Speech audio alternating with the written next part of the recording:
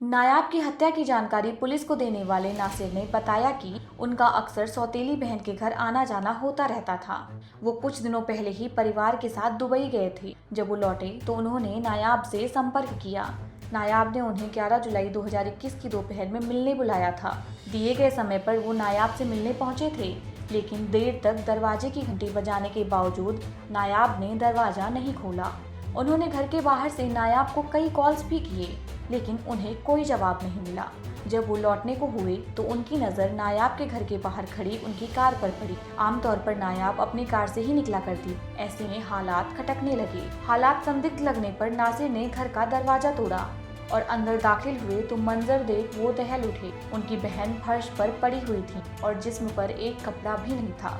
उन्होंने तुरंत शरीर ढककर पास जाकर तफ्तीश की तो पाया कि नायाब की सांसें थम चुकी। पुलिस ने जांच के दौरान पाया कि नायाब के घर के बाथरूम। इससे पुलिस ने अंदाजा लगाया कि लुटेरे नायाब के घर में दाखिल, लेकिन उनके विरोध किए जाने पर लुटेरों ने कत्ल और रेप को अंजाम दिया होगा। नायाब के घर से एक चाकू और ड्रग भी बरामद हुए। जिस जगह नायाब की लाश मिली वहीं पास में उनका दुपट्टा भी पड़ा हुआ था।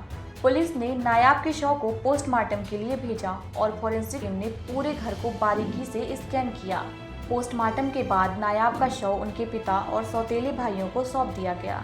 नायाब नदीम जिस डिफेंस हाउसिंग अथॉरिटी के फेज 5 में रहती, उस जगह चंद हफ्तों पहले ही एक ब्रिटिश पाकिस्तानी माहिरा की हत्या हुई थी। 25 साल की महिला भी उस इलाके में अकेले रहती थी। दोनों कत्ल में काफी कुछ मिलता जुलता था।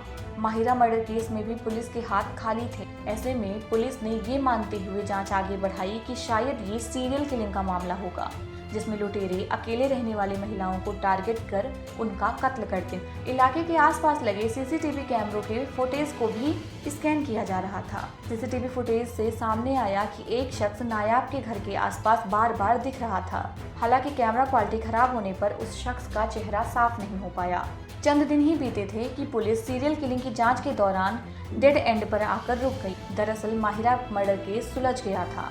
माहिरा के दो दोस्तों ने उनके कत्ल की जिम्मेदारी ली। हालांकि जब उनसे नायाब नदीम की हत्या के बारे में पूछताछ की गई तो उन्होंने इससे ताल्लुक होने से साफ इनकार कर दिया। इसी बीच आई नायाब की पोस्टमार्टम रिपोर्ट ने भी पुलिस को चिंता में डाल दिया। उनकी मौत गला घोटे जाने से हुई थी और मौत से पहले उनकी कातिल से देर तक झड़प हुई थी। पोस्टमार्टम रिपोर्ट में सबसे ज्यादा चौंकाने वाली बात ये थी कि नायाब नदीम का शारीरिक शोषण नहीं हुआ था।